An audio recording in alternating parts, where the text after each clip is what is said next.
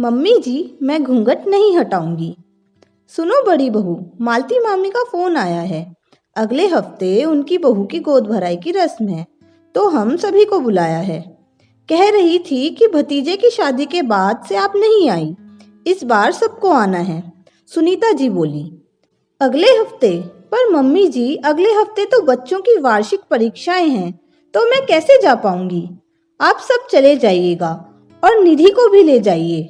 इस बार 2 साल हो गए शादी को, पर अभी तक गई नहीं मामी के यहाँ। हाँ ठीक है, छोटी बहू को ही ले जाती हूँ। छोटी बहू, सुनीता जी आवाज लगाती हैं। जी मम्मी।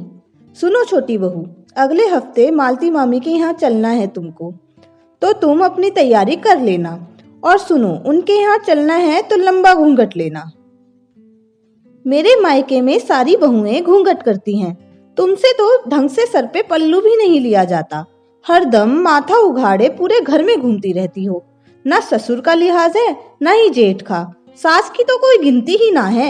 समझा समझा कर थक गई हूँ कि ससुराल में बड़ों के सामने घूंघट लिया करो, उनका सम्मान होता है। मगर नहीं, तुम्हें तो अपनी मनमर्जी करनी है। बड़ी बहू को देखो, आज भी सर से पल्लू ना सरकता उसका। और एक ये महारानी है कि सर पर पल्लू टिकता ही नहीं है। सुनीता जी का पल्लू पुराण एक बार फिर चालू हो गया और निधि अपना पल्लू संभालती हुई जी मम्मी जी कहती हुई फिर अपने काम में लग गई। गोद भराई के दिन सभी जाने के लिए तैयार हो गए थे। निधि भी तैयार हो आ गई थी। सुनीता जी ने उसे देखा और उसका पल्लू थोड़ा और लंबा कर दिया। हाँ, अब ठीक है, कम से कम होंठ तक तो घूंघट करना ही। मुंह नहीं दिखना चाहिए, समझी? सबके सामने नाक न कट जाए। जी मम्मी जी, चलो अब।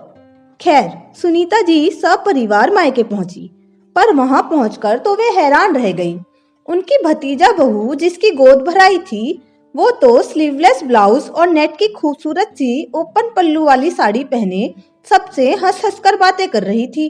घूंघट की तो बात छोड़ो, सर पर पल्लू भी ना था।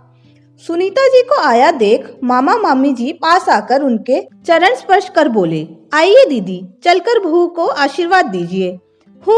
बहू है कहाँ, वो तो मॉडल बनी घूम रही है। मालती, तूने बहू को ज्यादा ही सर पर चढ़ा रखा है। ना कोई पल्लू ना घूंघट, भले घर की बहुएं ऐसे रहती हैं भला। बड़े बुजुर्गों का कोई सम्मान नहीं। तू तो कितना लंबा घूंघट करती थी, याद है ना? दीदी, आप भी किस जमाने की बातें कर रही हैं? हमारा समय अलग था, अब समय अलग है। और फिर सम्मान सिर्फ घूंघट लेने से नहीं होता, सामने वाले की नजर में होता है, उसके व्यवहार में झलकता है। देखिए ना, मेरी बहू कितनी खुश है। चलिए, बहू को आशीर्वाद दीजिए। हाँ, तुम चलो, हम आते हैं। छोटी बहू, तुम भी घूंघट हटा दो। जब कोई भी बहू ना की है तो तुम भी मत करो। नहीं मम्मी जी, मैं घूंघट नहीं हटाऊंगी।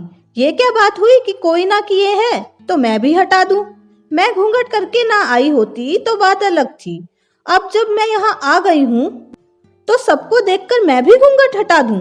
ये मुझसे ना होगा, मैं ऐसे ही ठीक हूँ। तूने तो सास की बात ना मानने की कसम खा रखी है, सुनीता जी बोली।